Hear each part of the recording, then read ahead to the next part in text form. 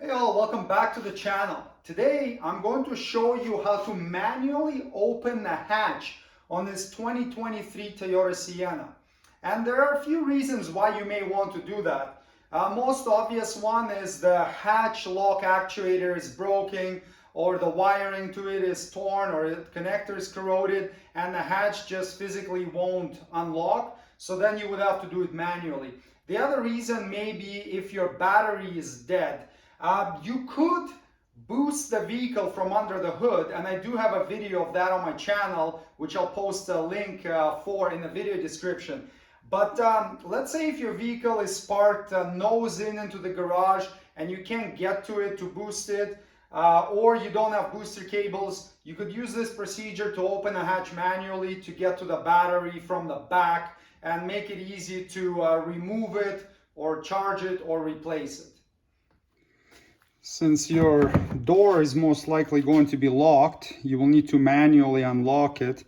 Grab your key. You've got this little latch on the back, slide it forward, and then you can pull the mechanical key out, insert it in the keyhole, and turn it clockwise. So now you can open the door. Get inside the van and manually unlatch one of the rear sliding doors.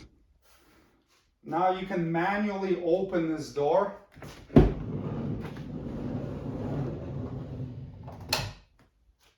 Now get inside the van. You need to fold these back seats. It's best to be able to retract them or completely, get them into their cavity. It depends on what you have in there. If at all possible, get whatever stuff you have inside out of the van so you can stow them away. If not, at the very least, fold them like this so you can access the rear hatch panel from the inside. If you have this middle seat belt clipped in and you want to get it out of the way, before you fold the seat, get your same mechanical key and just insert it in the slot here, and you can unclip it so it's not preventing you from folding the seats and getting them out of the way.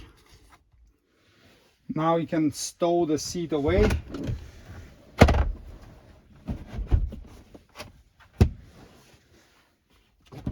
And then do the same with this one.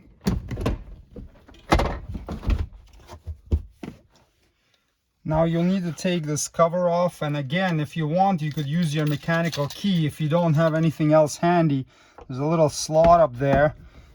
Get it inside. Don't pry so hard that you bend the key, but you just need it far enough that you can get your hands behind there and pop the cover off. And the same on the other side. There are these two hooks at the bottom, so you have to pop from the bottom and then slide the hooks out of the holes. Now this is where you'll need your 10mm screwdriver or ratchet, and take out that 10mm head bolt holding the rear hatch panel cover to the hatch, and do the same on the opposite side. At this point you can remove this trim cover. There are two big hooks that hook down into the bottom, so don't try to pull it out of the bottom, it's not going to work. Grab it through these holes and then disengage it, and then once all the clips are unclipped, you can lift it up and out. And that's the big hooks right here that I was talking about, that hook into the openings at the bottom of the door right there.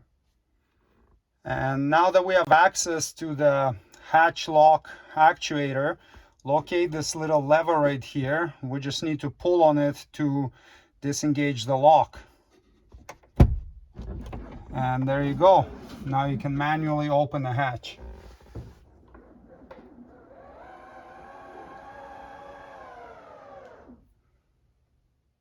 If you went through this to replace a broken actuator or a lock motor, I do have a video of the replacement procedure on my channel, and I'll put a link to it in the video description. Or if you did this because your battery was dead and needed to be replaced, you now have easy access to it. And I have a video for replacing the battery as well on my channel.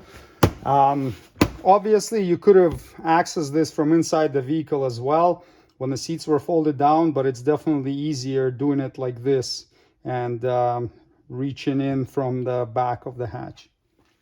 When you're ready to reinstall this cover, just make sure that all the clips are in the cover and none of them stayed in the hatch itself, because in that case you won't be able to clip it in properly. If any of them stayed in the hatch, pop them out with a trim removal tool and then reinstall them back into the cover.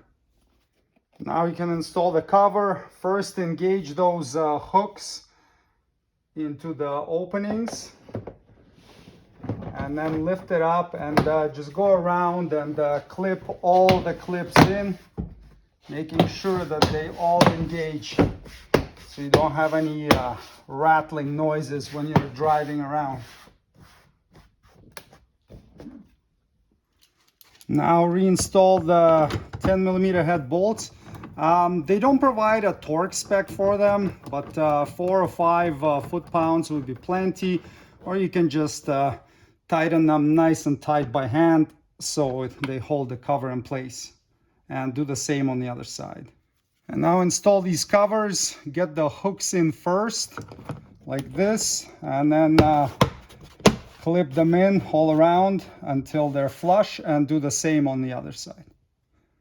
If you did this because the battery was dead, after you replace the battery, the hatch most likely won't work. See, nothing happens. So to initialize it, you just need to manually close it.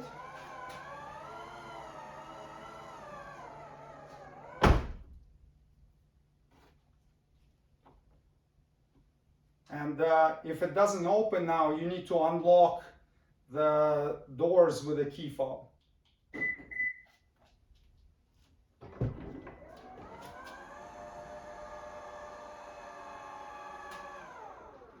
Okay, so the hatch is good.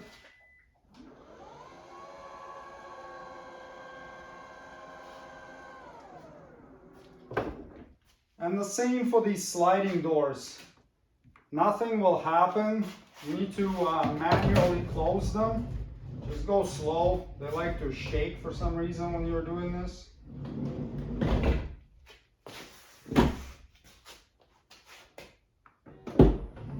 And now they're working. So the last thing you may experience is if the battery was disconnected, you might have a lane trace assist or pre-collision system warning lights on the dash. And to get rid of those, you just need to drive the vehicle in a straight line, 35 kilometers an hour or more, or 22 miles an hour or higher for at least 5 seconds. And that's going to initialize those systems. And that's it.